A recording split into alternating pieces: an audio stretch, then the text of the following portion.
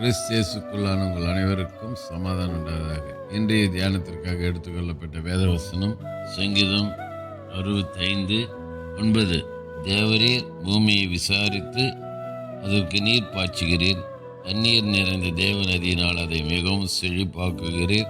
இப்படி நீர் அதை திருத்தி அவர்களுக்கு தானியத்தை விளைவிக்கிறீர். அல்லேலூயா. இந்த வசனத்தில் கர்த்தர் செய்கிற 3 காரியங்கள்.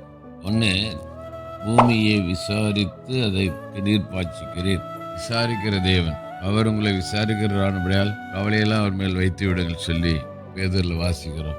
விசாரித்து மாத்திரல்ல, என்ன செய்யறாரா, நீர் பாய்ச்சுகிறார். சங்கீதக்காரன் சொல்றார், அவர் என்னை புல்லுள்ள இடங்கள் மேய்த்து அமர்ந்த தண்ணீர்கள் அண்டையில் கொண்டு போய் விடுகிறார் சொல்லி நீர் பாய்ச்சுகிறார். 2வது, தண்ணீர் நிறைந்த தேவ நதியினால் அதை மிகவும் செழிப்பாக்குகிறார். முதல்ல நீர் பாய்ச்சுறாரு.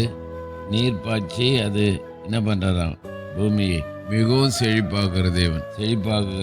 அது மாத்திரமல்ல, 3வது செய்கிற காரியம் இந்த வசனத்துல, இப்படி நீர் அதை திருத்தி அவர்களுக்கு தானியத்தை விளைவிக்கிற தேவன்.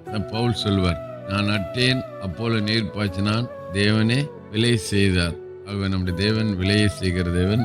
அது இங்கே விளைவிக்கிறீர் சொல்றார் சங்கீதக்காரன். 1, நீர் பாய்ச்சுகிறாரு. 2வது, செழிப்பாக்குறாரு. 3வது, விளைவிக்கிறவர் தேவனாக இருக்கிறார். ஆகவே அவருடைய அடிச்சூடுகளை நாம் பின்பற்றி நடப்போம். தொடர்ந்து நம்மை நீர் பாய்ச்சி செழிப்பாக்கி வாழ்க்கையில எல்லா நன்மைகளை விளைவித்து தர நல்லவருமா இருக்கிறவருக்கு ஒப்பு கொடுப்போம். கர்த்தர் நம்மை பலப்படுத்துவாராக.